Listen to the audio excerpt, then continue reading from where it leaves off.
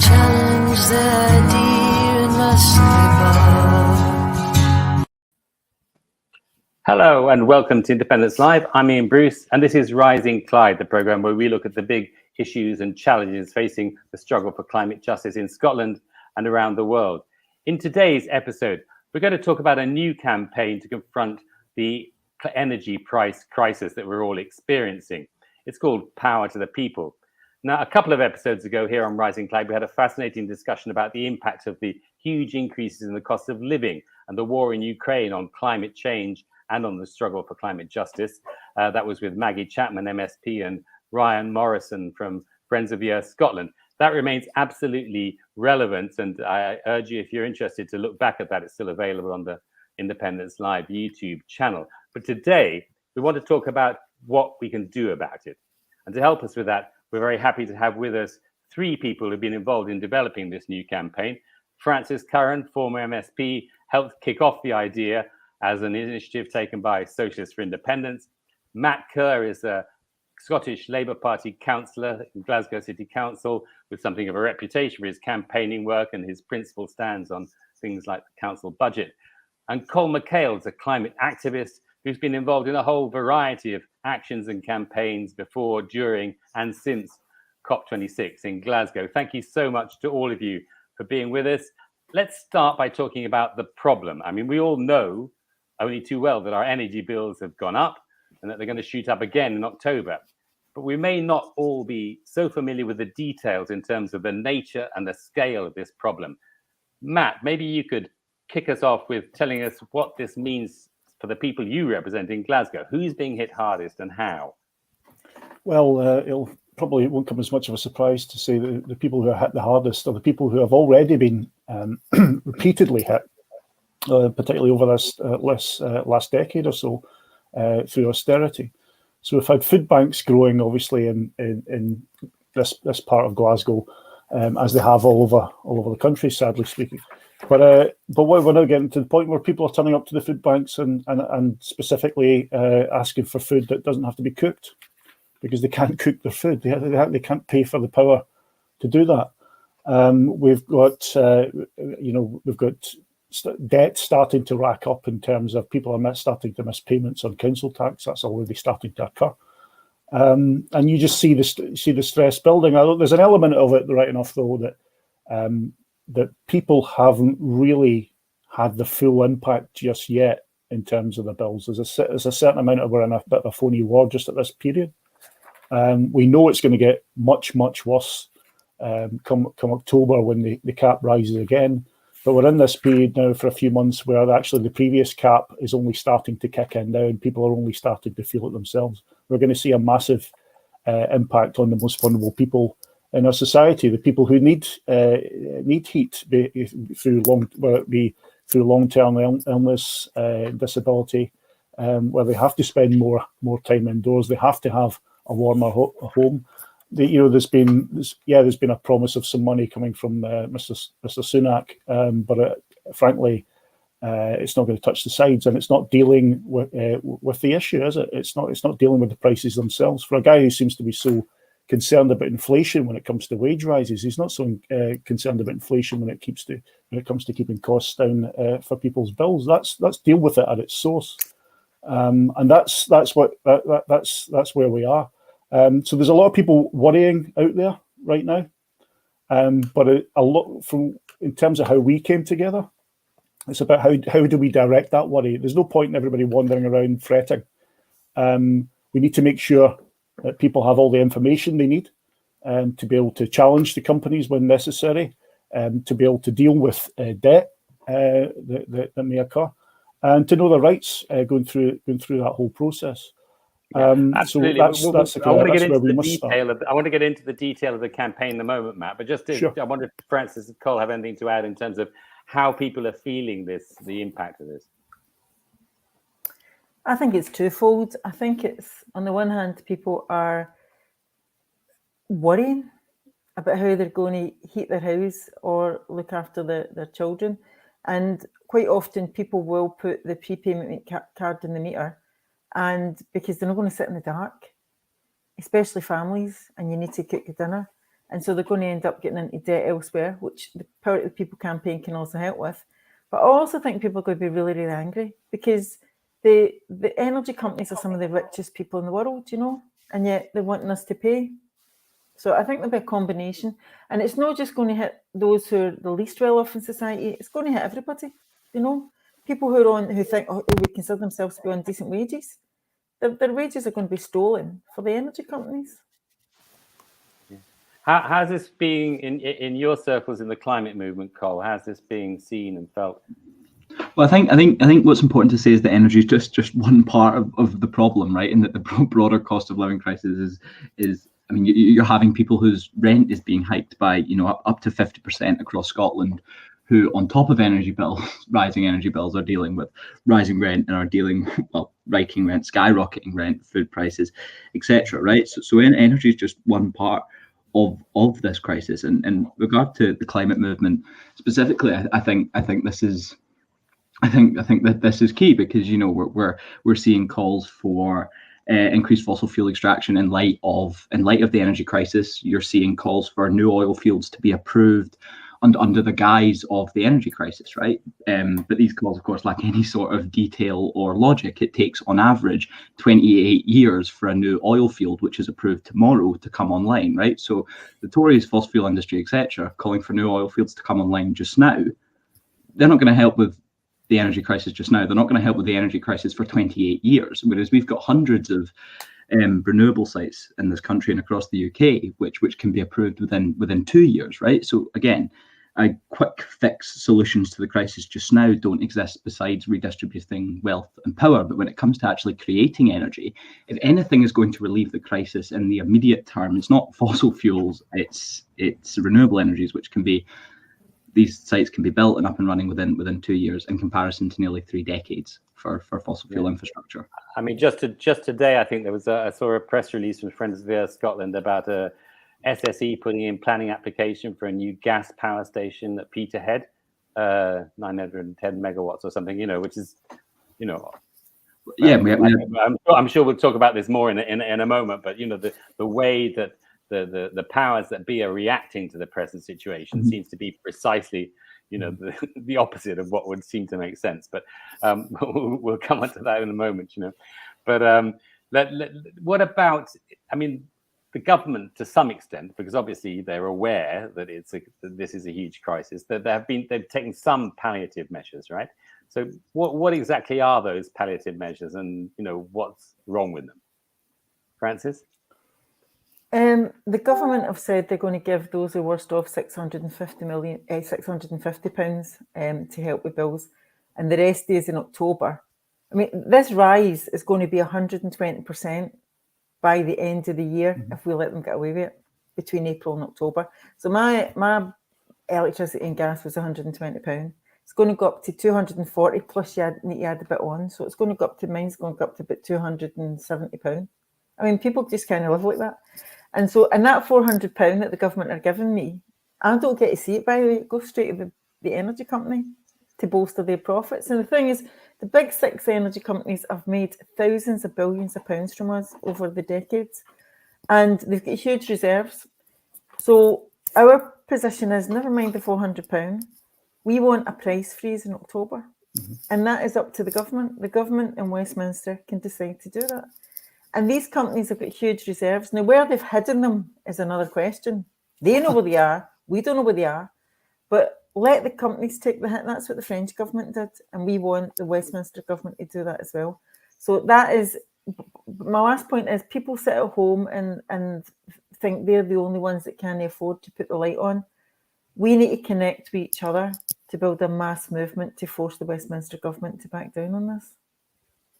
So is that the first and principal demand of the campaign that we're talking about here? Yeah. A price freeze, yeah? It is. Is that a price freeze on the basis of post-April or pre-April? Well, we want immediately. The first step is we get a price freeze for October. It's going to go up 51% again in October. That's the immediate, and it's going into the winter as well. It's going to hit people massively. But the other thing is, we want the energy companies to cancel all the fees that they charge for people going into debt. I mean, I got charged 20 quid extra because I didn't pay my bill in time. I wanted to see what happened. And the energy company couldn't tell me what that £20 was for. I was like, well, what debt collection agency, what's it for? They're just raking in the money. And also they're going to hit people who are already in debt, who've got the least money to pay for it. And so we're immediately demanding that they drop, it's £10, then £20, then £33, and then they're talking about a court order. And we want them to drop all their fees. They can afford it. And we want the Scottish Government to back us up on that as well. Yeah.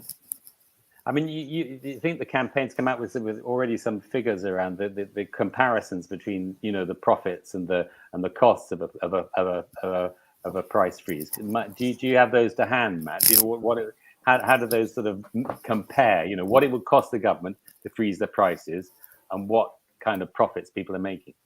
I have to admit, I don't actually have them to hand, Ian, but I will say this: what they've been doing to riff on a point that Francis just made there about where these companies are hiding their money.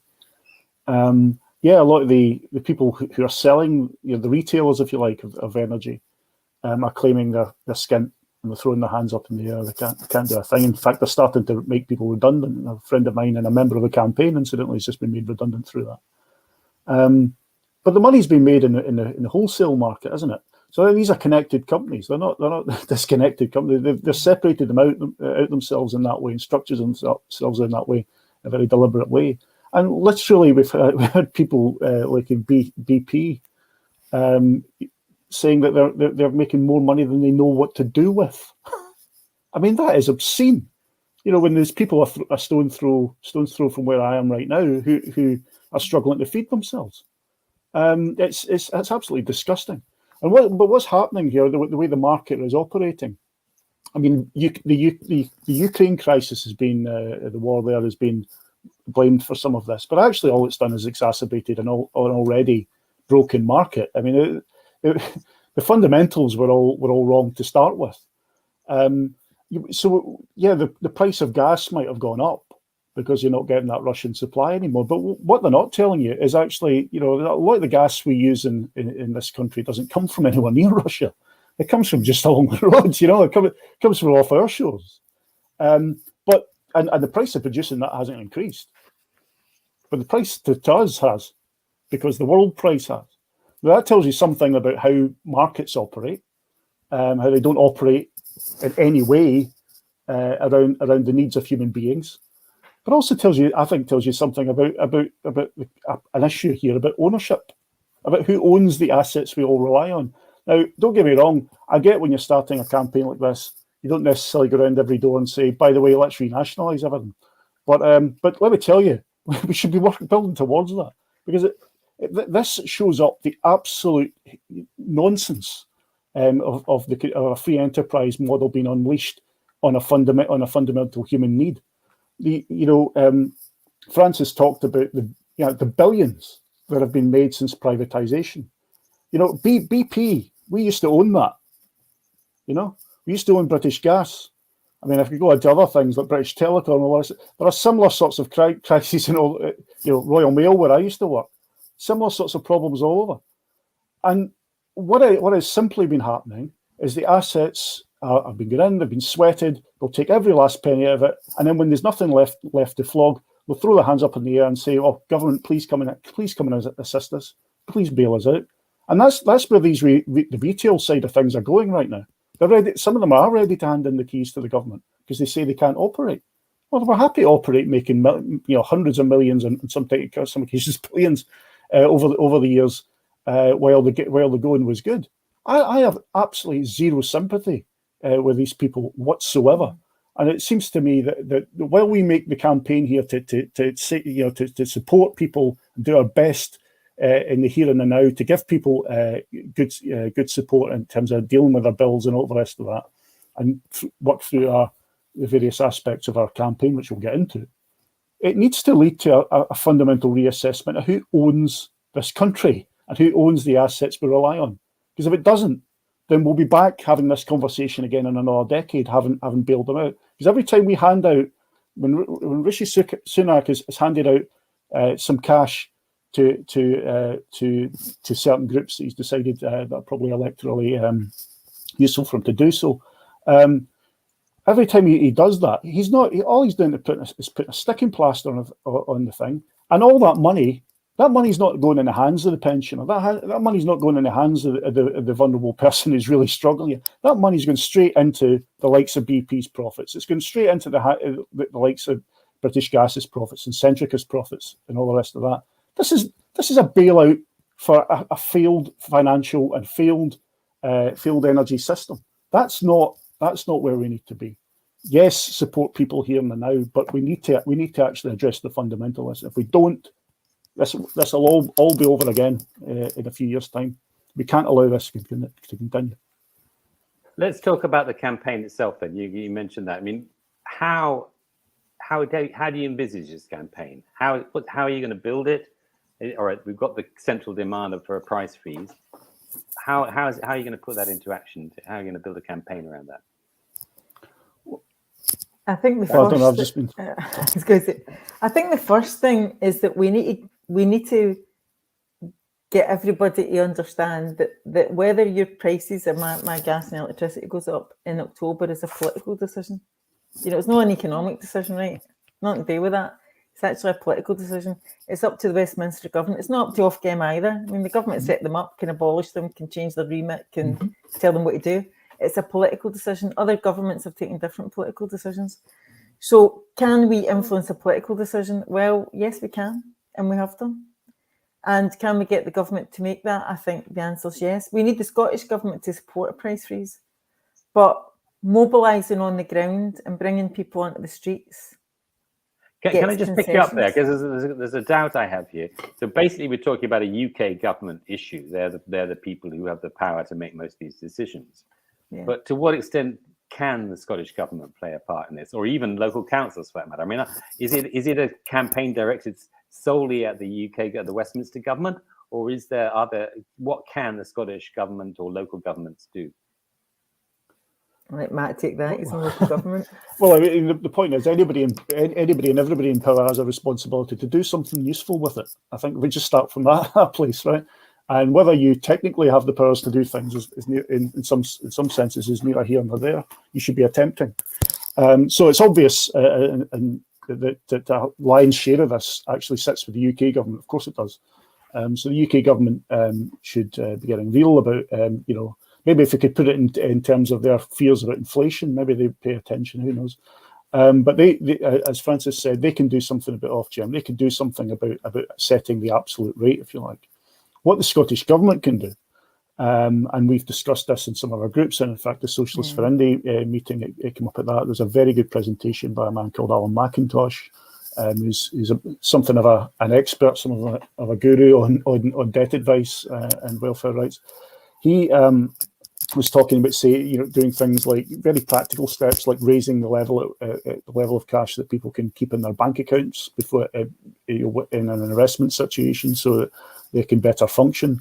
There are things perhaps that could be done. I think could be done around council tax as well, because as Francis alluded to earlier on, people will be more likely, if they have to choose between, if you think about it, paying the council tax bill and paying the electricity bill to keep the lights on, and keep the dinner on, they're more likely to default on their council tax. That seems the obvious place to do. So what can be done there, both at Scottish government level to support councils to deal with it, because they're going to have a problem, so to deal with that problem, but also perhaps to think about how we deal with debt in the future, because there's some really strict rules that are currently in place in terms of councils and dealing with council tax debt and how they must pursue it. So that could be looked at, I think, and I think it should be. But also councils themselves. So we're sitting in Glasgow. Well, I'm sitting in Glasgow anyway. You're not, Ian, but I am. I raised this at a council meeting there on Thursday when there was a debate on the cost of living crisis, as it's been termed. And we talked, there's been a long running campaign in Glasgow about trying to reopen facilities post-COVID, and without getting into the old party political debates around the rights and wrongs of all of that, I mean, there's now a pressing need to reopen these things immediately, because if we, or at least have a really, really clear plan on how to get it done quickly, because if we don't, people are going to really struggle. We can use these facilities to give people places to go, to actually, sit down, get some company, get some support, but also places to cook. I'm not talking about necessarily the kind of pantries and the food banks that are already there, but actually, giving people places where they can actually do these things and do them. Actually, the process of them doing them together wouldn't do any harm either in terms of the wider social need, to be honest. But those are practical steps we can do, so we can get the centres open immediately. We should be doing that now. And if we don't have a plan in place now, then what worries me, I know how slow councils work. If we don't have a plan in place now, then it'll be Christmas before we know it. We'll be in the depths of winter, and we'll have facilities sitting empty while people are sitting at home, cold, or riddled with debt and panicking. If people could come into these places, get some warmth, get some grub, get some support and advice while they're at it, I think that's a great opportunity. So there are challenges there for all levels of government, and actually the challenges, I think, as a trade unionist as well, I think there's a role here for trade unions in all of this too. There's a lot of expertise there in the trade union movement that can be brought to bear, a lot of resource there as well, and that's something I've been looking into through my own union and the Communication Workers Union. But we can I think all of us can have a role to play. But anybody who holds that's a fundamental thing in any wrong, if you like. If you hold a position of power or authority, you should be using it, right? And you should be pushing it to the absolute limits of what you can. There are also, as we all know, there are all sorts of other debates going on about where power should lie, but we can continue to have them while we get on with actually using it. We're relatively short of time, so I want to give us a bit of time to come back to some of the bigger issues in the climate, in relation to climate at the end. But just in terms of the nitty-gritty, nuts and bolts of the campaign, Francis, I mean, what should people be doing? What do they need to be doing? What do you want? How do you want to build this? Yeah, we've put a call out across Scotland to say to people, whatever you're involved in, set up a Power to the People committee in your local area. During COVID, people just spontaneously set up community campaigns in their area to help out their neighbours. So we're saying, come together. We've got a whole load of information about debt, about how to support people, about taking on the energy companies, about preventing people from getting forced prepayment meters. So set up a local campaign in Glasgow, where me and Matt are. And we've already got campaigns getting set up in Inverness, Cumbernauld, Lanarkshire. I've forgotten all the other areas. There's a whole number of areas where people are already doing it in Glasgow, where we are. And we're going into communities, we're knocking doors, we're music, we're talking to people, we're giving them the information that they need. And we are going to, like some of us have got some experience in the anti-poll tax campaign. Go Google it for young people at Call. And it actually brought down Thatcher, and it got a government change.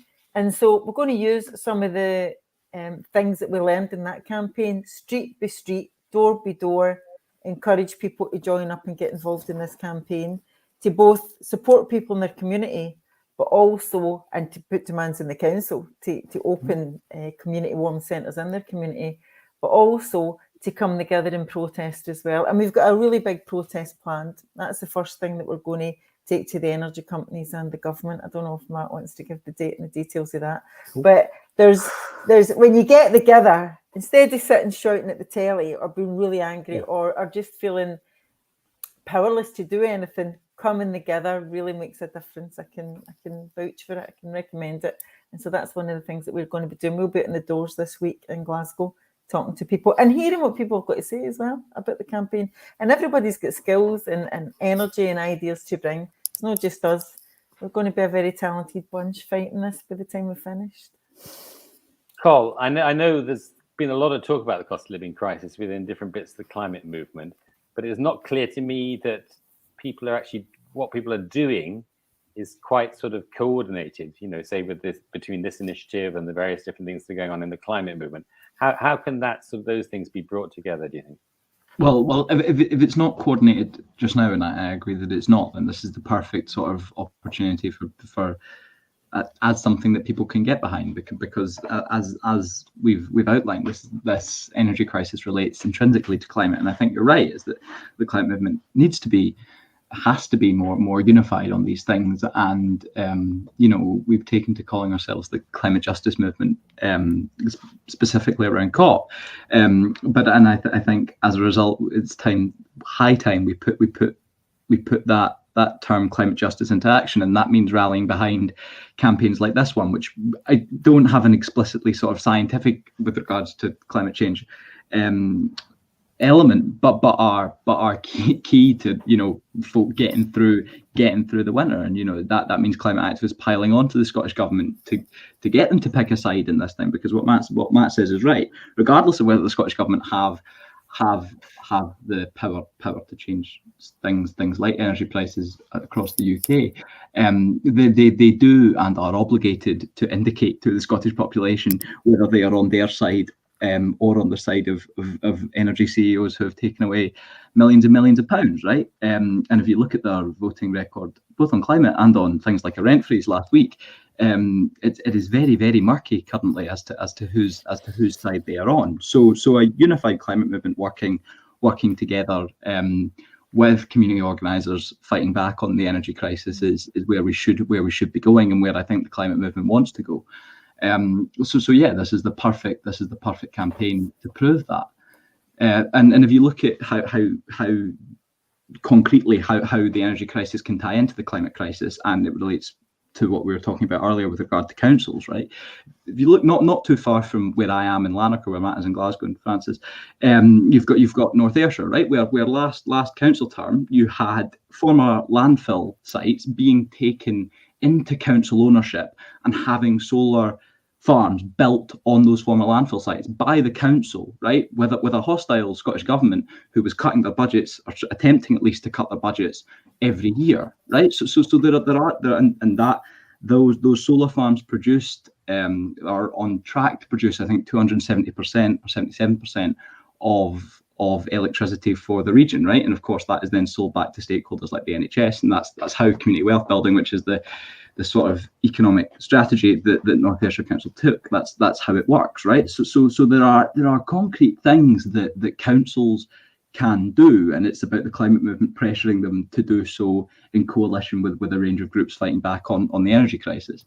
And I think it's important that we spotlight the instances in which these things have been done differently, because we should all be talking about the fact that your council can buy that landfill site and build a solar farm on it. They just don't want to think that they can buy that landfill site and build a solar farm on it. Or they want you to think that they can't do it, right? So this notion of power, how it's used and how it's manifests itself is really interesting and very, very relevant to this discussion, because decision makers always want you to think that they are more powerless than they are, specifically in this country. If you look at things like, again, if you look at the rent freeze debate last week, ministers determined to make the public believe that civil servants decide, and ministers have to take that civil servant's advice, right? And that is very, very, very important to this discussion specifically, right? And to the climate discussion, because it's ministers who decide. It's the people who you elect who have the decision on these things. And as I say, in relation to the energy crisis specifically, we have to remember these things, because if we are to call on decision makers to take the radical action that the scale of this crisis necessitates, then we are going to have to get them to make difficult decisions. And the argument which they are going to put to us, and indeed are putting to us, is that they simply cannot do it because the law says they cannot. Something Matt has experience in. And we are going to need to be able to unpick these arguments and to remind them that there are things they can do, and that they are not bound by those who advise them. They're bound by those who elect them. Before we run out of time, I do want to try and link it up with the sort of broader picture. I mean, obviously, this is a campaign targeting a very real, concrete problem that people are facing right now, and will be facing over the next few months, especially as winter approaches. And that's obviously the right thing to do. But I just wonder whether it's necessary or useful within this campaign to raise those broader issues, which actually Cole touched on at the beginning of this discussion. I think, like where the energy comes from in the first place, and what and how much of it we use to do what, those sort of fundamental questions about climate justice and the kind of reshaping of the way we live that's kind of we need in order to tackle that. Is that something that we have to sort of like park aside while we deal with, freezing the prices now? Or how do we make the bridges between the sort of immediate thing and the bigger picture? So this I'll be very quick. So this at its heart, like the climate crisis, as Matt outlined earlier on, is a question of how we distribute resources and wealth. Okay, so the climate crisis is also a question of how resources and wealth are distributed in an international context, when we're talking about the divide between the global north and global south, right? But the energy crisis is exactly that too. The line is that we're all experiencing the energy crisis. We're not all experiencing the energy crisis at all. There's a class of people in this country who just factually have more disposable income than other people, and that divide exists, right? So at the crux of the climate question and at the crux of the energy question is who has what and who owns what, and who owns the product of the labour, right? And where the value of the labour goes and who absorbs it, right? And it's not all to do with Marx's theory of surplus labour, right? but quite a lot of it is. But it is though. So as I say, the crux of these issues, climate and the energy crisis, are interlinked everywhere you look, because they're both a question of distribution of resources and how they're distributed. Yeah, I mean, I take all that, but to what extent do you? Yeah. I mean, not talking about the surplus theory of whatever that. I'm not talking about that. That's the next episode. That's the next episode. But to what extent in this campaign should we already be raising the issues? The broader sort of climate justice, climate change issues. Yeah, we absolutely should. This question relates to energy. The Scottish Government in January did their fair share of outsourcing our resources to BP and Shell for the next period, right?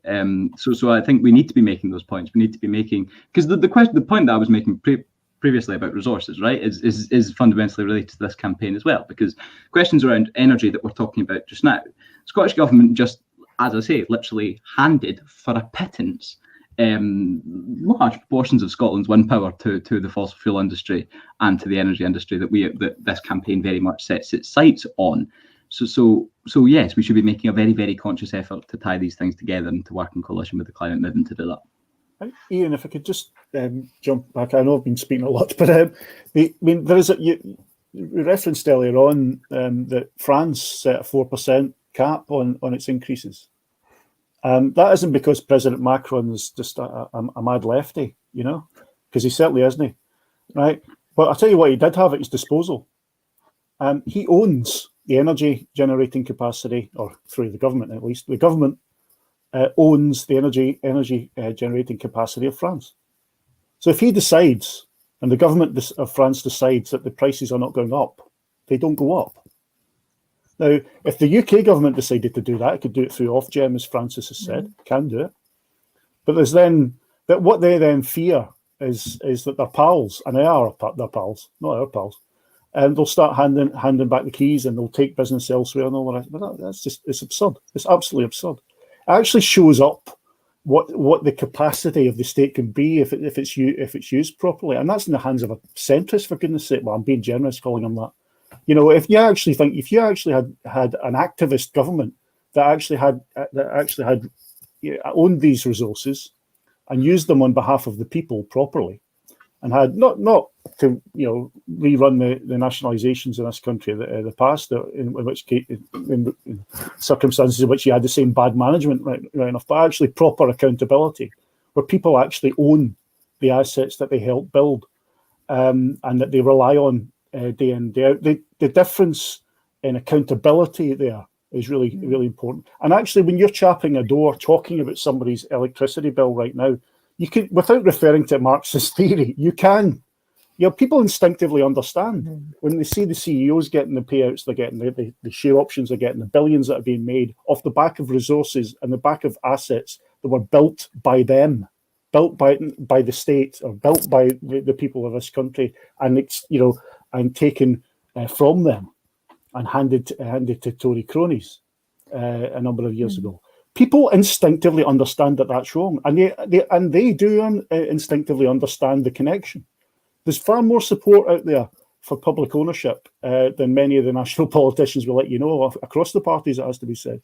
It's actually, support for it is very high. People understand that that's a wrong. People know that even in relatively better times economically, that was still a drive.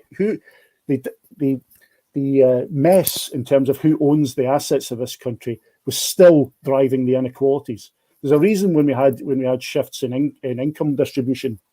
In the kind of Blair years, Blair likes to talk about how great it was with tax credits. Well, tax credits were all right. They didn't deal with who owned the country.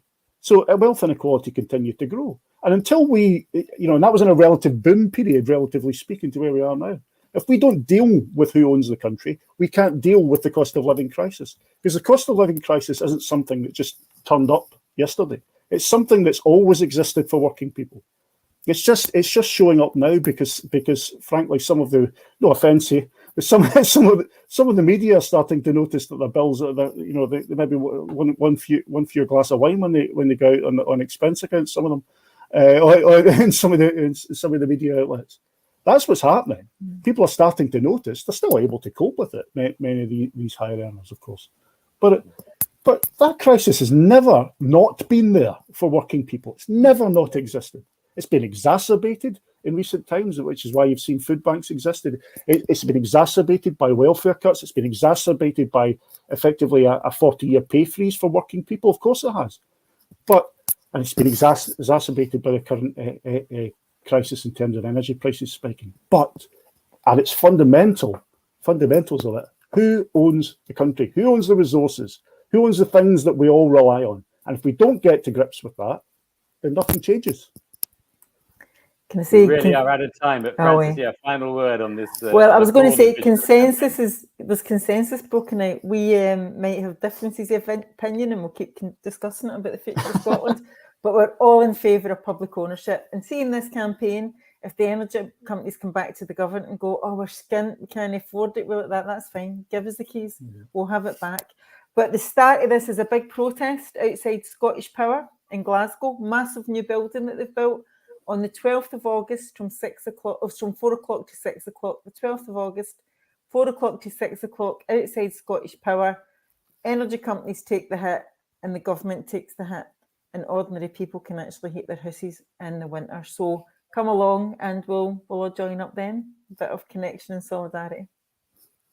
Thank you so much. Thank you so much, Frances. Thank you, Matt. Thank you, Cole. I'm afraid we're out of time. That's the end of this episode of Rising Clyde. Thank you.